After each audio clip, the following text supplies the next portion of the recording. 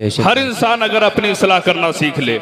اپنے گھر کی اصلاح اگر ہر انسان کرنا سیکھ لے تو یقیناً میں سمجھتا ہوں معاشرے کے اندر جتنی برائیاں ہیں وہ ساری کی ساری دور ہوتی ہوئی نظر آئیں گی۔ حضرات محترم، میں نے جو آیت کریمہ کی تلاوت کی، اللہ فرماتا ہے اہدنا الصراط المستقیم۔ جب بندہ دعا کرتا ہے کہ اے پروردگار عالم تو مجھے سیدھے راستے پر چلا، اب ایک بات یہاں پر بتانا چاہتا ہوں، ہر انسان یہ دعویٰ کرتا ہوا نظر آ رہا ہے کہ جس کو دیکھ لو وہ یہی تو کہہ رہا ہے کہ میں سیدھے راستے پر ہوں، چاہے وہ کسی فرقے سے تعلق رکھ رہا ہو، لیکن وہ یہی کہہ رہا ہے کہ میں حق پر ہوں، میں سیدھے راستے پر ہوں، چاہے وہ اپنے آپ کو اہل سنت والجماعت کہلانے والی جماعت ہو، چاہے وہ تبلیغی جماعت ہو، چاہے وہ غیر مقلد ہی کیوں نہ ہو، چاہے وہ رافضی کیوں نہ ہو، چاہے وہ قادیانی کیوں نہ ہو، لیکن ہر انسان یہی کہہ رہا ہے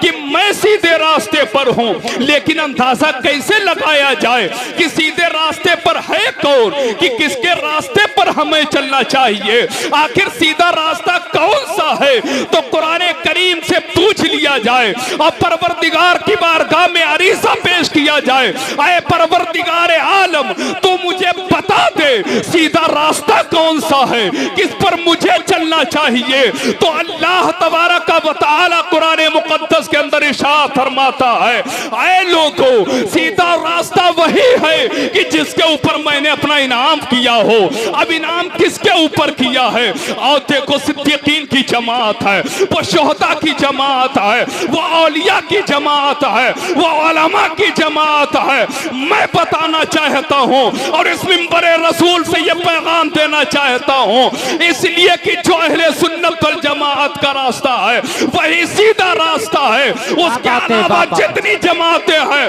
وہ سیدھے راستے پر ہرگز نہیں ہو سکتی ہے، اس لیے نہیں ہو سکتی ہے، میرے سرکار فرماتے ہیں مان علیہ واصحابی، جو میرے صحابہ کے نقش قدم پر چلے گا وہی جنتی ہے۔ تو پتہ یہ چلتا ہے کہ ہم صدیقین کے راستے پر ہیں، ہم صحابہ کے راستے پر ہیں، ہم اپنے اسلاف کے راستے پر ہیں، اور جب ہم بزرگوں کے راستے پر ہیں تو یاد رکھو ہمیں دنیا کی کوئی طاقت بہکا نہیں سکتی ہے، گمراہ نہیں کر سکتی ہے، اس لیے کہ ہمارا راستہ وہی ہے جو مسلک اعلیٰ حضرت کا راستہ ہے، اور جو مسلک اعلیٰ حضرت کا راستہ ہے وہی راستہ حضرت امام اعظم ابو حنیفہ کا ہے۔ تو پتہ یہ چلا کہ ہم جس راستے پر ہیں وہی راستہ جنتی ہے اور وہی راستہ سیدھا ہو سکتا ہے۔ وَمَا عَلَيْنَا إِلَّا الْبَلَاغُ۔